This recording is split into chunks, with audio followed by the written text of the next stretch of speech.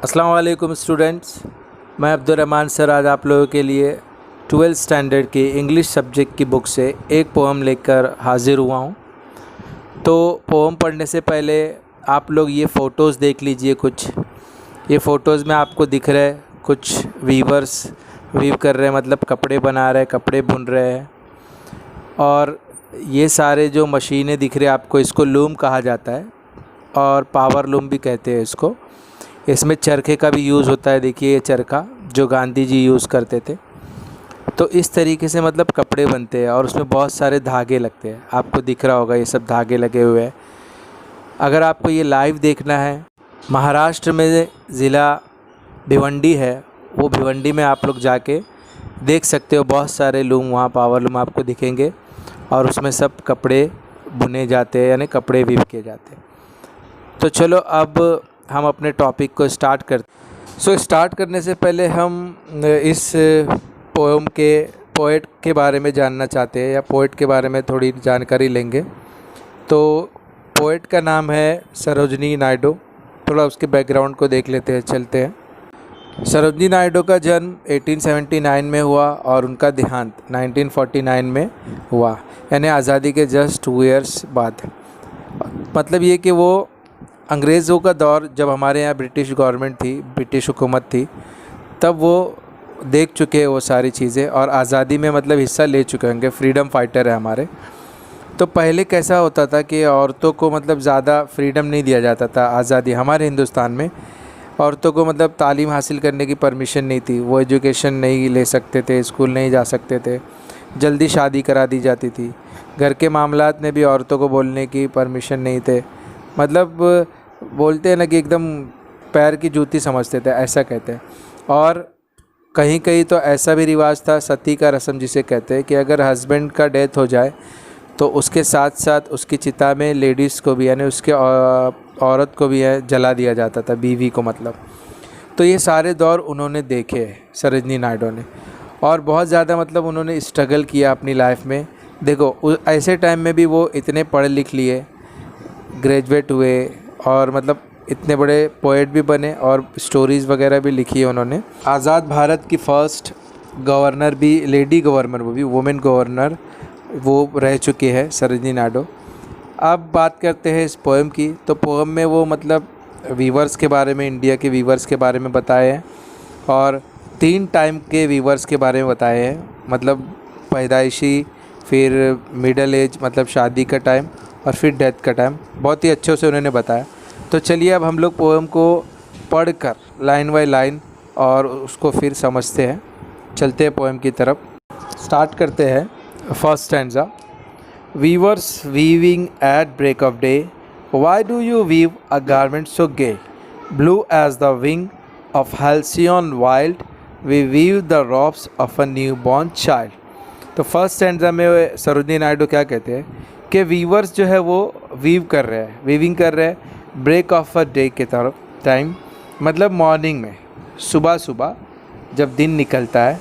और वो क्वेश्चन कर रहे हैं सेकेंड लाइन में कि why do you weave a garment so gay, कि आप इतने चमकदार, गे की मीनिंग यहाँ पर आप लोग वो वाला गे मत लेना जो गे रहते हैं। यहाँ पर मीनिंग मतलब नर्म, सॉफ्ट और चमकीला कपड़ा है। मतलब नर्म और चमकीला कपड़ा आप किसके लिए बुन रहे हो इतने सुबह सुबह। Blue as the wing of a halcyon wild, तो ये वीवर्स के रिप्लाई है 3rd लाइन से और 4th लाइन तक, कि वो क्या आंसर दे रहे कि blue as the wing of halcyon wild. Halcyon कहते हैं किंगफिशर बर्ड को। देखेंगे आप लोग, ये देखो फ़ोटो उसका कितना कलरफुल है, यानी इसके कलर की तरह, इनके विंग की कलर की तरह, किंगफिशर बर्ड के कलर की तरह हम लोग कपड़े वीव कर रहे हैं, यानी बुन रहे हैं। We weave the robes of a new born child, हम नए बेबी जो बॉर्न हुए हैं, नए नवजायद बच्चे, यानी नए बच्चे जो पैदा हुए हैं, उनके कपड़े बुन रहे हैं उनके लिए। तो कितना अच्छा लगेगा ना वो कलर, यानी खुशी का कलर समझ लो। बच्चा पैदा हुआ, छोटे बच्चों के लिए ये कलर बुन रहे हैं वीवर्स। ये फर्स्ट स्टैंजा में। अब सेकेंड स्टैंजा में हम देखते हैं क्या होता है। Second stanza. Weavers weaving at fall of night, why do you weave a garment so bright, like the plumes of a peacock purple and green, we viewed the marriage wheels of a queen। यानी फिर से वो second stanza में जो second line है first second फिर question कर रही है कि weavers weaving at fall of night, के जैसे ही नाइट होने वाली रहती है यानी शाम का वक्त, शाम के वक्त में आप लोग इतने चमकीले गारमेंट क्या बुन रहे हो, क्यों बुन रहे हो। तो वो लोग फिर आंसर देते हैं like the plumes of peacock purple and green we weave the marriage veils of a queen. यानी हम लोग जो है पीकॉक के जो पंख होते हैं कितने कलरफुल होते हैं, पर्पल एंड ग्रीन, तो उसके कलर के हम लोग कपड़े बुन रहे हैं जो कि जो रानी है क्वीन है उसके घूंघट बनाने, वेल्स घूंघट को बोला जाता है कि शादी होने वाली है तो उसके घूंघट के लिए हम लोग ये कपड़े बुन रहे हैं। तो कलर कौन सा है, पर्पल एंड ग्रीन। कितना अच्छा कलर लगता है ना वो भी, और दुल्हन के ऊपर तो और अच्छा लगेगा। तो यानी शाम के वक्त वो लोग दुल्हन के लिए घूंघट बनाते हैं। ठीक है, अब हम लोग लास्ट स्टैंजा पे जाते हैं। Viewers weaving solemn and still, what do you weave in the moonlight chill, white as a feather and white as a cloud, we weave a dead man's funeral shroud। तो last stanza में देखो वो फिर question कर रहे हैं या पूछ रहे हैं कि weavers weaving solemn and still, why do you weave in the moonlight chill, यानी वीवर्स वीव कर रहे हैं लेकिन एकदम शांत और रंज में, यानी उदास बैठे हैं। उदास बैठ के क्या वीव कर रहे हो आप लोग, वो पूछ रही है कि इतने चांद की रोशनी में, चांद की ठंडी हवा में आप लोग क्या वीव कर रहे हो, क्या बुन रहे हो। तो वो आंसर करते हैं कि white as a feather and white as a cloud, कि जैसे वाइट पंख होते हैं, आपको देखो वाइट पंख दिख रहे होंगे, ये वाइट तो वाइट आप लोग देखो कब पहनते हैं, तो बोल रहा है we weave a dead man's funeral shroud, यानी हम बुन रहे हैं कपड़े जब इंसान मर जाता है उसके श्राउड यानी कफन, यानी रात में हम लोग शांति में कफन बुन रहे हैं। और कफन बनाते वक्त कोई खुश थोड़ी रहेगा, रंज और गम में सोलमन स्टील ही रहेगा, शांत बैठा रहेगा, क्योंकि मौत को देखकर मतलब सब घबरा जाते हैं, डर जाते हैं। तो कोई इंसान अगर मौत का कपड़ा बना रहा है मतलब कफन बना रहा है तो वो गम में ही रहेगा। यानी सरोजनी नायडू ने बहुत ही अच्छे से ये तीनों टाइम का इस पोएम में बताया है। तो आई होप कि आपको अच्छा लगा होगा। तो अब हम लोग चलते हैं इसके क्वेश्चन आंसर की तरफ, देखते हैं क्वेश्चन आंसर भी क्या है। फर्स्ट क्वेश्चन है discuss with your partner about the following vocation. First weaving, tailoring, B C knitting, D embroidering. तो इसके बारे में आपको मतलब अपने पार्टनर बनाकर या कुछ भी ऐसा डिस्कस करना है। वीविंग यानी वही कपड़े बुनने वाले, टेलर कपड़े सिलने वाले, हाँ सिलने वाले अलग है, बुनने वाले अलग। निटिंग भी देखो बुनकर ही होते हैं, लेकिन वो जो स्वेटर बुनते हैं सुई धागा से, जो दादी लोग बुनते रहते हैं, टोपी बुनते हैं बच्चों के लिए, ये निटिंग होता है।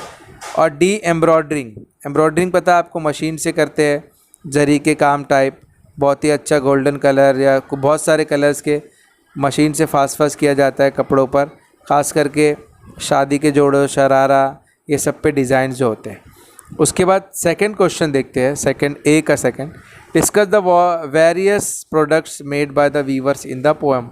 पोएम में जो अलग अलग टाइप के मतलब वीवर्स है बताए हैं प्रोडक्ट के बारे में, तो वो तीनों तो आपको पता ही होगा। देखो एक तो न्यूबॉर्न बेबी के लिए कपड़े, फिर वे क्वीन के जो वेल्स है घूंघट के लिए घूंघट बनाते हैं, लास्ट में फ्यूनरल श्राउड, यानी वो तीनों आप बता सकते हैं आंसर में। उसके बाद second, the words in 3 standards of the poem mention different times of a day, complete the table. तो बोल रहा है कि इस टेबल को कंप्लीट कीजिए जो आपके सामने है, इसमें तीनों अलग अलग टाइम दिया हुआ है। अर्ली मॉर्निंग फर्स्ट टेबल में, लेट इन द इवनिंग और कोल्ड नाइट। सो आंसर में देखते हैं हम लोग। देखो अर्ली मॉर्निंग में वर्ड्स फ्रेज में क्या लिखा है, ब्रेक ऑफ डे। आपको फर्स्ट स्टैंजा में दिखेगा कि अर्ली मॉर्निंग के लिए ब्रेक ऑफ डे यूज़ किया गया है। तो लेट इन द इवनिंग के लिए क्या यूज़ किया गया है, तो सेकंड स्टैंजा में दिया हुआ है। सेकंड स्टैंजा में देख सकते हैं आप लोग, लेट इन द इवनिंग में लिखा हुआ है फॉल ऑफ नाइट, तो उधर पे फॉल ऑफ नाइट आएगा इधर पे। उसके बाद कोल्ड नाइट के लिए लिखा मूनलाइट चिल लिखा हुआ है, देख सकते हैं आप लोग। कोल्ड नाइट के लिए। अब जो थर्ड वाला कॉलम है जिसमें आंसर वीवर्स वर्क का जो है उसका एक आंसर लिखा हुआ है अर्ली मॉर्निंग का, weavers weave robes for the new born child. हमको जो आंसर लिखना है वो अब बचा है late in the evening cold night, इनके दोनों के लिखने हैं। तो आपको देखो सेकंड स्टैंजा की लास्ट लाइन और थर्ड स्टैंजा की लास्ट लाइन में आपको आंसर दिखेगा, बट वहाँ पर आंसर वी से स्टार्ट हुआ है तो आपको वी नहीं, वी के जगह वीवर्स लिखना है। ये देख लो दोनों आंसर वीवर्स लिखना है आपको दोनों के जगह पे। और बहुत सारे स्टूडेंट्स जो है मिस्टेक कर देते हैं कि सेम पोएम में से देख के कॉपी कर देते हैं, लेकिन उसको पता नहीं रहता कि वहाँ चेंज करना होता है एक आध वर्ड। अगर वो आप वी लिख दोगे तो वो आप अपने लिए लिख दोगे कि हम ये काम करते हैं, लेकिन अगर आपको सवाल किया जा रहा है कि उन लोग वीवर्स क्या काम कर रहे हैं, उस हिसाब से वीवर्स का आंसर देना आपको, तो वी हटा के वीवर्स लिख देना है। ये दोनों आंसर दिख रहा है आप लोगों को, मैं एक बार पढ़ के बता देता हूँ। Weavers weave the marriage veils of queen, ये आंसर है फॉल ऑफ नाइट का। और लास्ट वाला weavers weave a dead man's funeral shroud, ये आंसर है नाइट का। ठीक है, सो आई होप के स्टूडेंट्स आपको ये लेक्चर, ये पोएम बहुत अच्छा लगा होगा। तो अगर अच्छा लगा है तो आप मेरे वीडियो को शेयर कीजिए, मेरे चैनल को सब्सक्राइब कीजिए और ज़्यादा से ज़्यादा लाइक दीजिए। मैं आप लोगों के लिए इंशाल्लाह और भी लेक्चर लेके आता रहूँगा। अस्सलाम वालेकुम।